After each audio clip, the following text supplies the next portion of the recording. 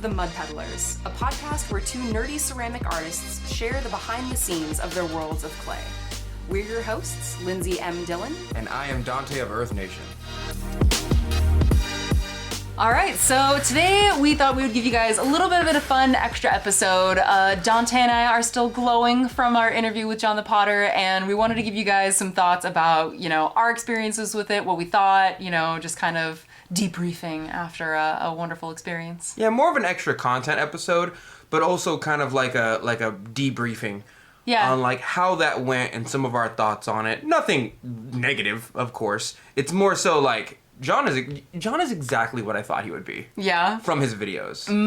Because I feel like I watch my own videos sometimes and I'm like, that's not how I'd be all the time. I'm fairly antisocial. Yeah. If you walked up to me on the street and I didn't know you, what do you want? Yeah. But I feel like you could really walk up to Jon and be like, hey, and he'd be like, hi, do I know what's going on?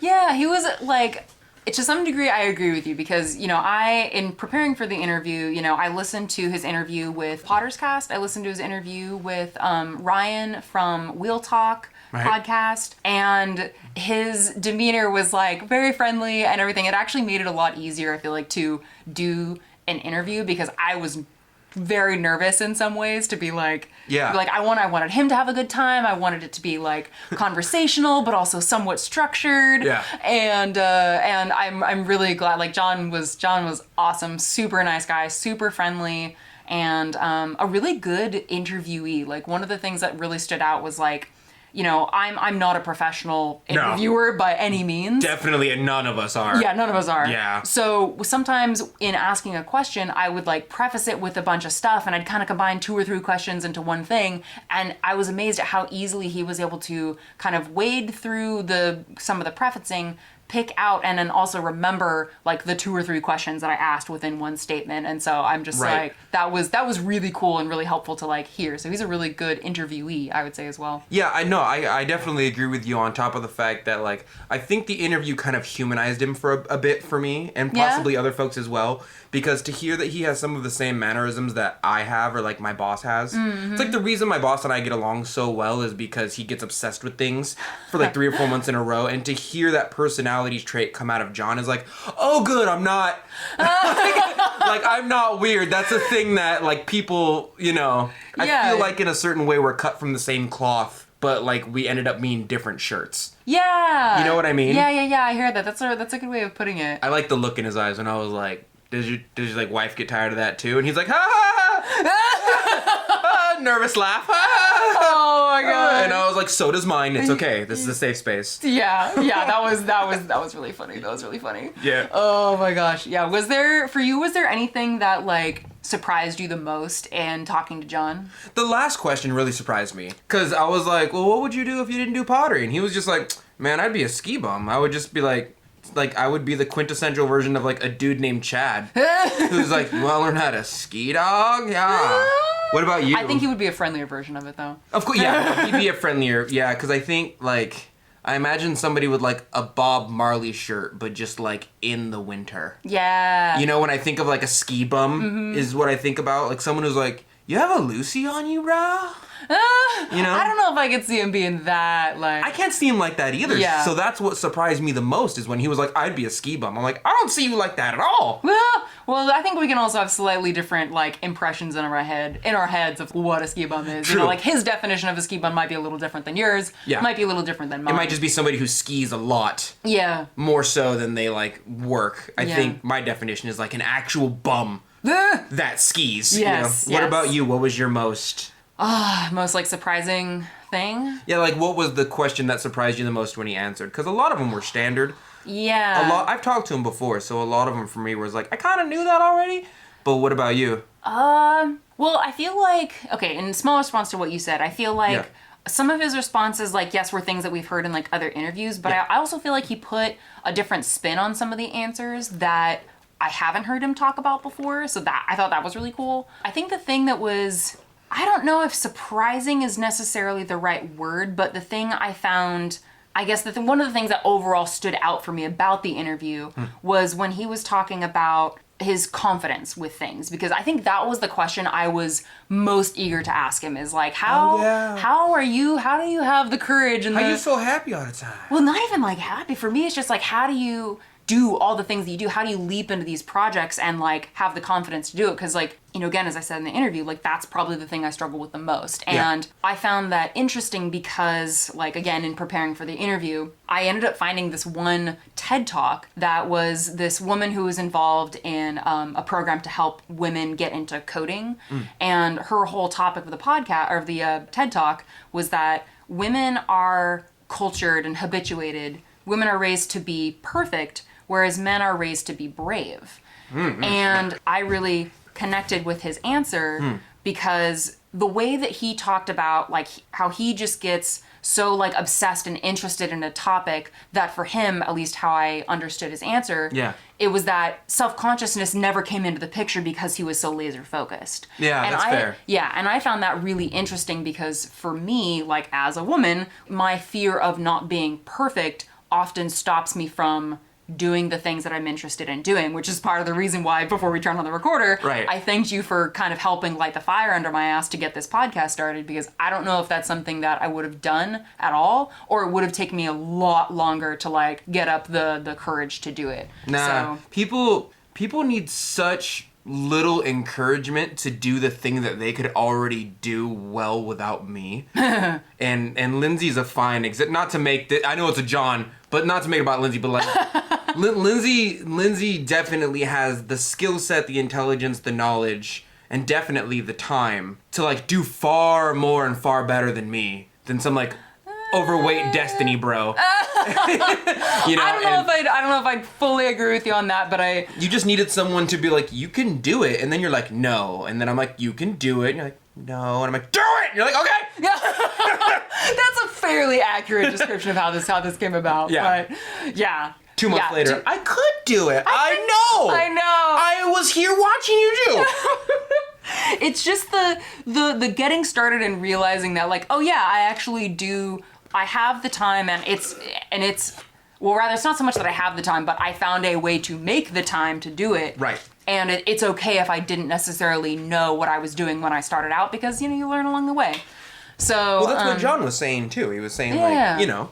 Yeah, actually hearing him talk about that, like in that in that discussion of like confidence, now it's like it's okay if you don't know everything from the beginning. Like, yeah, that I think was something that stood out the most for me, and I was super eager to hear his answer on that. I was like, oh, thank you. The other thing too, before because I want to hear more about your thoughts, is I found his discussion of prioritization to be really interesting, because understanding that for the first year of him doing YouTube that he wasn't really focusing on selling his work, that was amazing to me. Yeah. Because, and then hearing that like, okay, now that he has a really big following on YouTube, now he's focusing a little bit less on YouTube. I mean, he's still doing it, but he's, you know, down to, he's doing 1 video a week instead of 2 videos a week, and spending more time focusing on throwing work that he can sell. And so understanding that he prioritized it that way made my own thoughts about how I want to expand the various aspects of my business feel a little bit more attainable. And it makes me realize like, okay,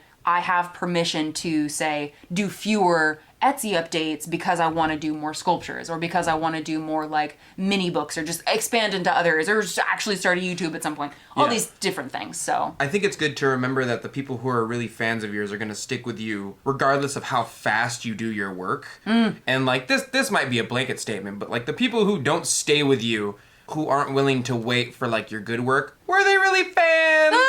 You know what I mean? Like that's a blanket statement, but it's also like, you know, you're gonna have to wait a bit to get the sauce. The sauce. It made me really happy to hear about his prioritization as well, because as he said, for the first year to year and a half, he was like, I don't know, those videos are cringy and just kind of up in the air. And I'm like, that's how I feel. Oh, yeah. I was like, thank you for, you know, like, because he kind of hit the ground running, and when I saw him, I was like, man, like you really knew how to. Whenever he has a new piece of equipment, my brain goes, well, crap, now I gotta get that too. Like he has solar panels working his kiln. That's so cool. And I'm like, oh, dude, I've wanted those for like 10 years. Yeah, well, you got a house now. You can actually do that. That's true. I have to build a second. We have to build a second story, and then I can put like this is the forever house now. But he's kind of like, I like that he prioritizes things now in the way that it's constantly changing. Because he's like, well, I did 3, and then I did 2, and now I do 1. But in my mind, I'm like, well, you don't need to do 2 and 3 anymore. Like you're set. You can do 1 and be fine. Yeah.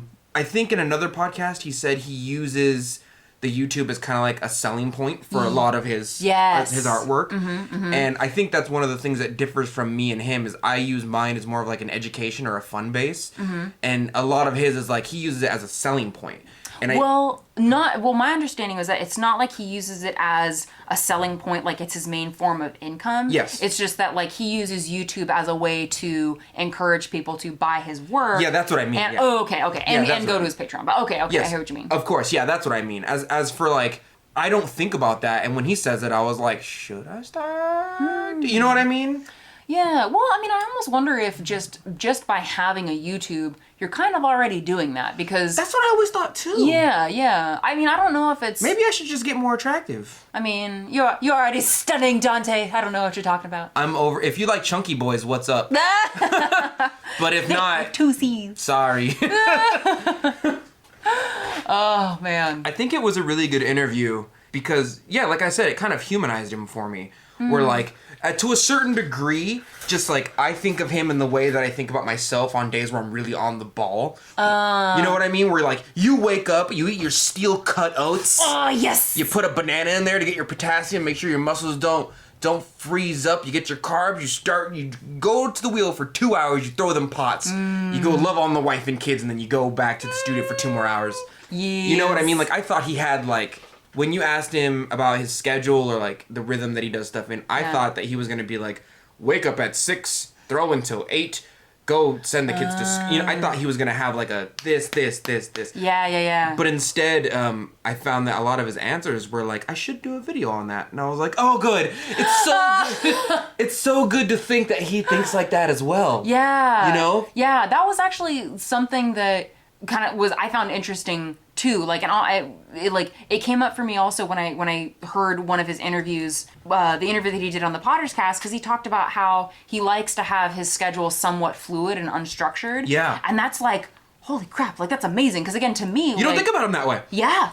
With all the stuff that he has to like coordinate. I mean, again, for me, I know that I'm probably always going to be someone who like aspires to like wake up at 6, throw till 8, lunch for half an hour. And then, you know, like I'm always probably going to aspire to that to some degree. Right. But it's nice to know that like someone can be as successful as he is and not have to have that like uber structured that militant schedule. Like. Yes. I like that too. Yeah. Yeah. We did floss his book a little bit. Heck yeah, we did. I like that book. It's a good book. It's like, I feel like I'm a kindergartner and somebody handed me a picture book. And I'm like, no words, pictures. You know what I mean? And you were saying you appreciate how there's a certain section of that book that's kind of like dedicated to the business side of pottery. Yes. That to me. Rare. Yes. I literally don't know if I can't name another book. Yeah, I mean, maybe there is one out there. If there is, send it to us because we want to know about it. Yeah, to me, the parts of his book that I really appreciated, because you know the instructional part of it, like to some degree, I know how to make the work that he shows. Like I know how to do cups, bowls, that kind of thing. But for me, what I really got out of the book was his introductory chapters, where he talks about like how he got into ceramics, his journey, some of his thoughts about his business, etc. And then at the end, where he kind of talks about his approach to pricing, his approach to how to ship work, his approach to like his overall business philosophy. Like those are the parts of the book that like if you're into ceramics and you want to learn more about it, like that is, but you already like know the basics of like how to throw and stuff like that. If you're thinking about getting his book, that is what I would say you will get value out of, is learning more in depth about him from both his longer introduction and then the section at the end where he talks about business practices. Right. So. And I think it was also a statement that he made when he was talking about how like, if I think one of our listeners asked a question to him about like, how do you get into pottery, or how do you get into like selling your pottery, if I remember correctly.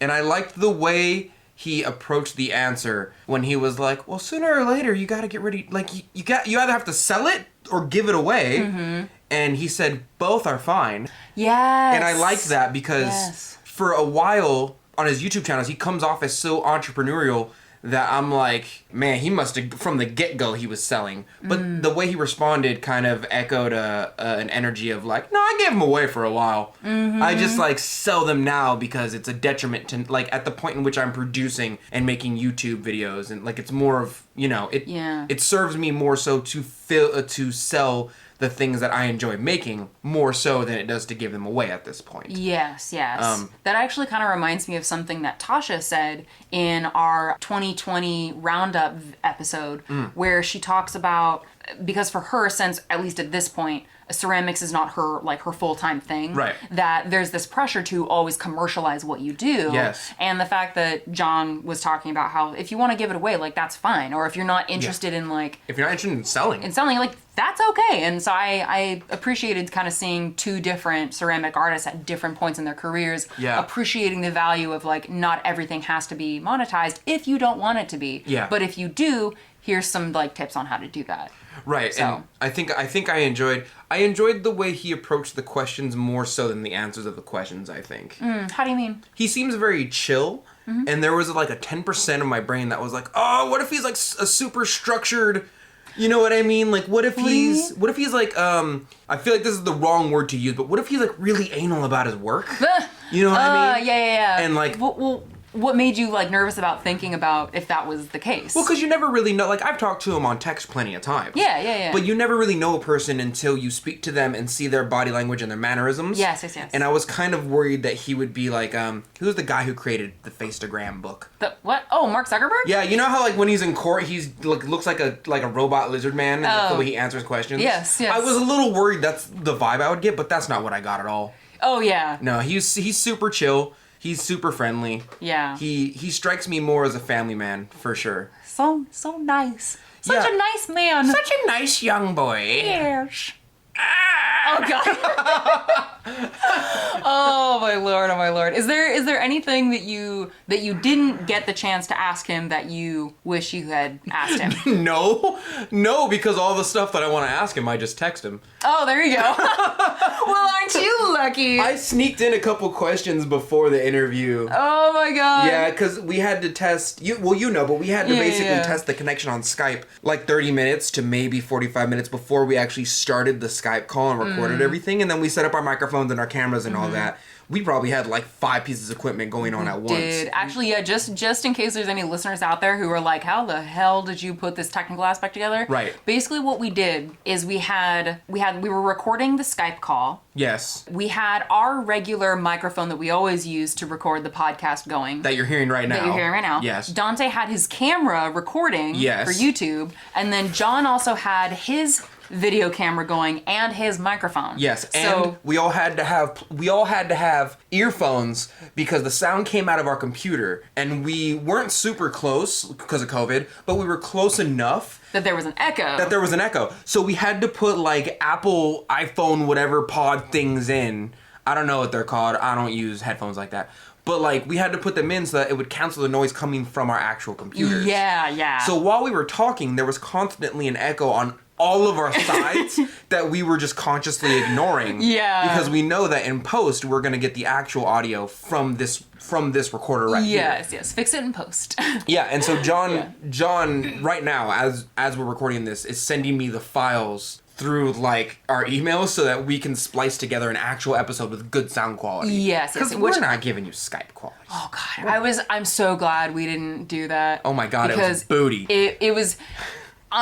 Like it would have been rough because there was a lot of times that the audio would cut out, which again made interviewing a little bit challenging because it's like we would start to say something and then stop and we'd have to kind of like figure that out. There was a lot of times where we're like, sorry, go ahead. Yeah. You know, I will say like the fact that COVID has stopped us like so many people getting together in person, I've gotten way more used to communicating over like Discord. So I feel like if 2 years ago I had had this interview, or we had had this interview with Jon, it would have been a lot harder to deal with like the technical interface. How does camera work? Yeah, but it was a lot easier to like communicate over video than I thought it would have been. I have to refrain from knowing that in like 30, 40 years, if I live that long, when I'm a super old dude, my kid's like, Dad, just call me on the hologram. And I'm like, why? I had Instagram in my day. Oh my God. We just looked at pictures of butt all day long. And cats. And we liked it. What? And he's like, Dad, we can touch the holograms now. And I'm like, you kids don't. We had to suffer. Oh my God. Dude, you say that, but you know that like we're going to be living in VR world like come that time. Yeah. Oh my God. And then we'll have a group of people. We're going to have a little civil war against like the virtuals and we'll call them like realies or realies. Something. Oh my God. People who are like, no, it's against God's will to live in VR. I am full support for VR. Like, I don't know. And I think we'll have hackers and we'll have a whole thing. God, it's gonna be a whole thing. I kind of can't wait though, because not gonna lie, like. There's no body shaming in VR when you can choose your own body. Yeah. If you have something that you don't like on your body, you can change it immediately. I was about to say something, but then I'm like, okay, then this would be... I can't be too explicit in 2 podcasts in a row, but there's certain things that I could never experience as a woman that I would be able to experience. Oh, I got it. Do you want me to do it for you? No, don't say it. Are you sure? Don't say it. I could say it for you. No, don't say it. I think they know. Oh, okay. We trust our audience enough. Y'all know what I'm talking about. All right, yeah. Anyway. You swing to the left and everybody ducks. Oh my gosh.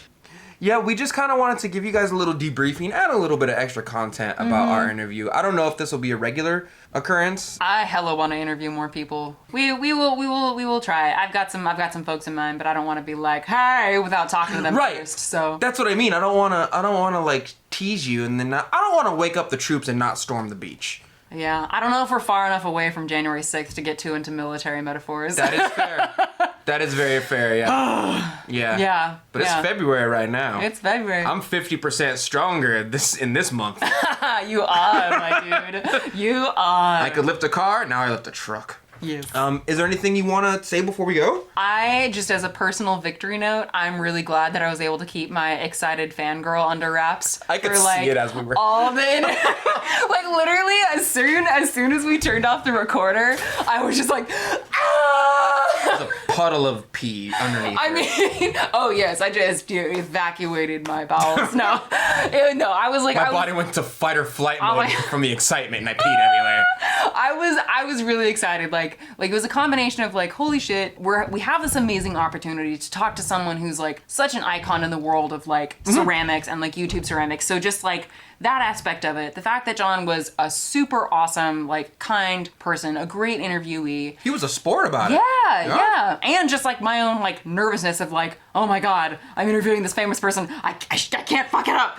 So it was like the release. And also like, I was prepping for this for like days. Yeah, she was. Oh my God. Like, Lindsey's a little bit more organized than I am. I have a couple organization facets about me, but Lindsey like has notebooks on notebooks on notebooks. Oh my God. Right. Well, the thing is, I keep it all in one notebook, but there's just a shit ton that's in that notebook. Yeah. And like the thing is too, the thing that's funny I've realized about my like process of going through this stuff is like, so I'll have like a thing, like the interview with Jon the Potter, right? Yes. And then I go, oh my God, I have to research everything so that I do this really well. And then I spend hours and hours like researching and like writing questions, and like I call my mom and I'm like, Mom, are these good interview questions? We talked for like 2 hours. I do some more research. And then I go, I didn't need to research all this stuff. I didn't need to stress so much. We didn't need any of it. But the only reason that I was able to eventually get to the point of being like, oh no, this is fine, this will be all right, is because I put in all that time. So it's like, I know that like all the research and all the prep stuff does help, but I think my goal is to like, when I have this kind of stuff on the horizon, to like still do all the research, but maybe not be like as stressed about it. I overthought it to the point where I reached rampancy, and then I realized I don't have to think about it too much. Yeah,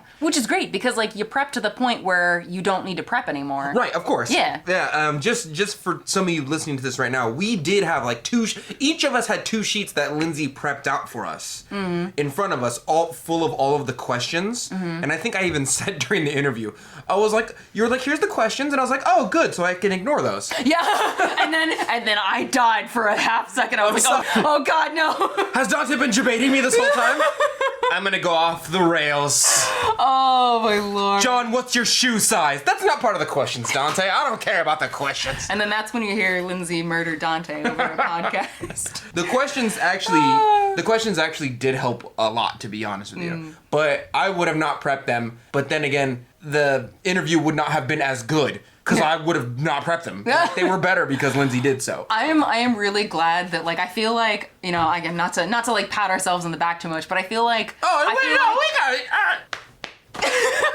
But I feel like something that I really appreciate about like our dynamic is that like your laid backness helps me relax, and I feel like I'm able to add a little bit of structure that you maybe wouldn't have on your own, and I hope that you all enjoy that balance. So I've always been taught to just admit, like, I used to love my debate team, and one of the most powerful things that you could ever do in a discussion or an argument, regardless of what you're having, not like we're arguing, you know, is like just to audibly say and admit factually when someone has a point. And that goes so far in life, and even in our relationship, is whenever I say something and you're like, well, I don't know about that. I feel like this is what's going on. My brain doesn't automatically go, no, your idea's dumb. No, my brain goes, no, she has a point. And my job as a fully grown adult human being is to go, you're right, you have a point, let's try that. You know what I mean? Yeah, to leave some room for other like outside opinions, because and I think that's the point of like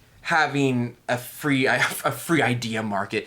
Oh God. You know what I mean? Is to like, as long as an idea, no matter who it comes from, as long as an idea has a certain amount of like mass or weight to it, it should be given some sort of credit, you know? And you have a lot of good ideas, and a lot of them have very good credits, and it's my job to, at least in our relationship, to go like, no, you're right, let's try that out. Like, and I feel the same way, like, because I think my ideas are fucking dumb. They are not dumb, honestly. Like, because I really struggle again with like, because I'm used to working completely independently, right, I have had to learn how to like let go of some things and be like, okay, I may have like an idea of a certain way things like should go or whatever, but Donte brings up a good point. That's a good idea. Right. So it's like, I don't know, this is kind of cheesy, but like, I remember reading this quote a while back that was like, you know, humans are like diamonds. You know, we need each other to shine our brightest, because by, in a non-sexual way, rubbing up against each other, you know, we learn from each other. We shine brighter because of our interactions and what we learn from other people. So anyway. Steel sharpens steel. Yeah. Yeah, you don't rub up against wood and get sharper. Okay! I mean, your mom does! Oh my God!